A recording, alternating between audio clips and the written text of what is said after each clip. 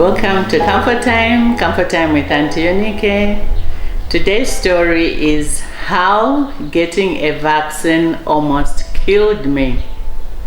You know how we are told there's this that you need to protect yourself from, there's this virus, there's polio, there's what, and all we do is just go and get the vaccine, no questions asked. And for babies, parents, our mothers, our fathers will go and queue up and have us vaccinated, and we are better for it. The story I'm going to share with you is one where I was taken for such a vaccine and almost died.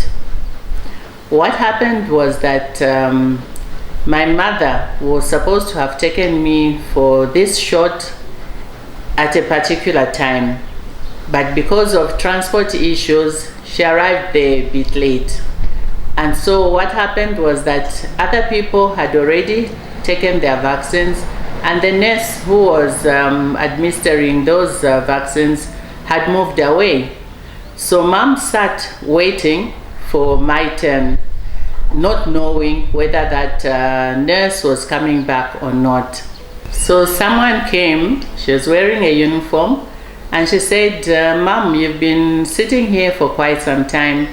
How can I help you? So she explained, my daughter here, she's supposed to get vaccinated, but I was a bit late. I think the sister, the nurse, has stepped away. So this lady says, oh, no problem. I think I can help you. So she was able to get the vaccine, and you know, usually there's 3 or 4 vaccines in one, so 4 people can be administered to. And so she saw that there was one which was not used, so she took that one and she was able to give it to me. And mom said, oh, you need to sign my card because my husband will want to see and that I got the vaccination. So she signed on the card, put the stamp, and mom was able to go home. But 2 days later, every time she touched my side, I would wince with pain. She would massage it thinking, oh, this normally happens every time you get an injection.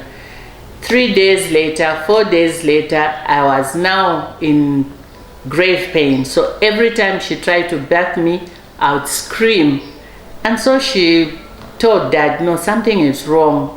Look at this child. So they saw I was actually turning bluish where they had received the vaccine.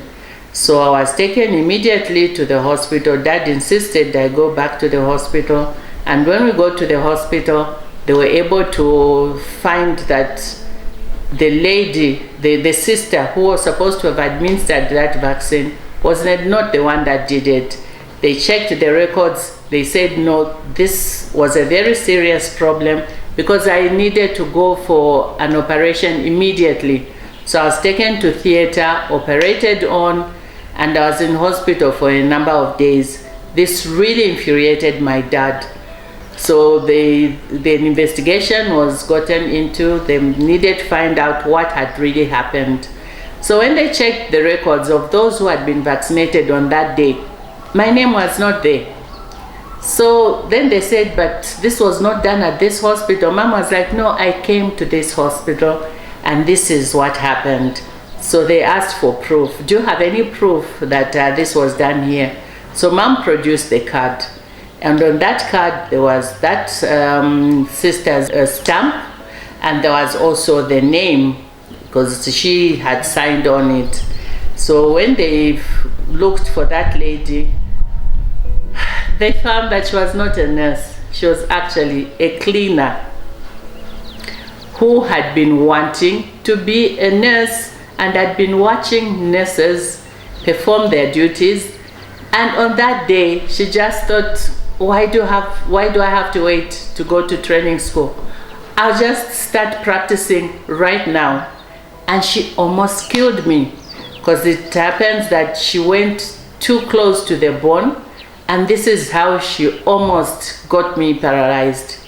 So she could have killed me but by God's grace I survived. So this is how now she got into big trouble.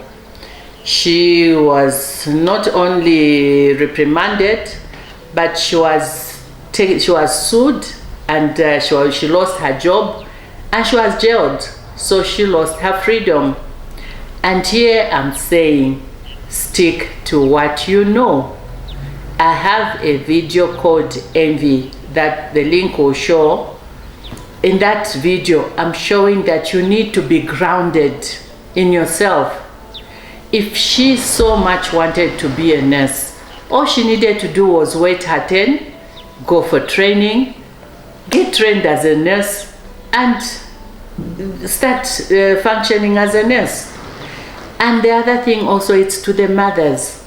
I know that the mothers, especially from the rural setting, they like to call cleaners nurses or vanasi, vasista.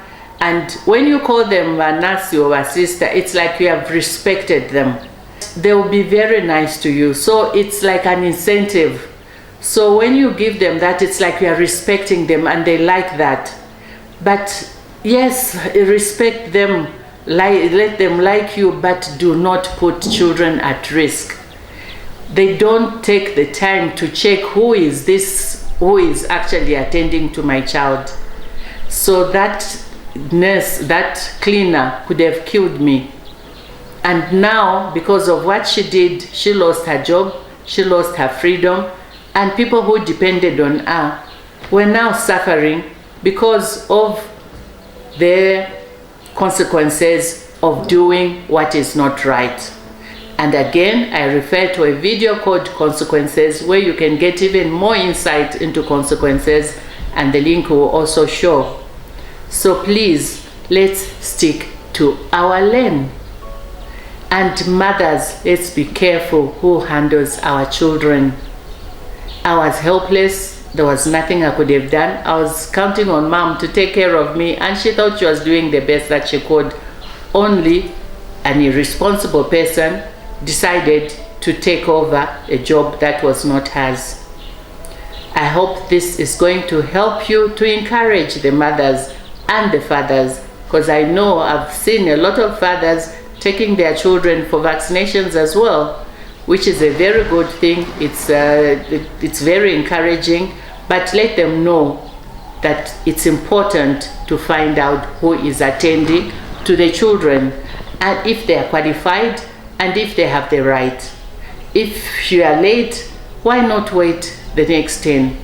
Because that nurse on duty that day could also have been fired, but she said she only stepped for a bit. She stepped out for a bit, and when she came back, she actually noticed that one injection was missing, but she couldn't account for it, and that got her into trouble because she didn't report it.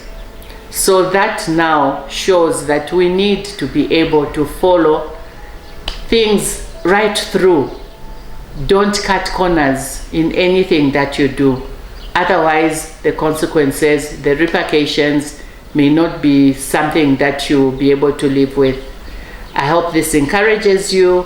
I hope this shows you that it's important to always be grounded, to always know what you're doing, and to follow through things correctly. I hope you have already subscribed, and if you haven't, please, I'm waiting for you to do so, and also to share, and share not only with your friends, with your families, and also ask them to subscribe as well. The more the merrier. Thank you for listening. See you in the next video.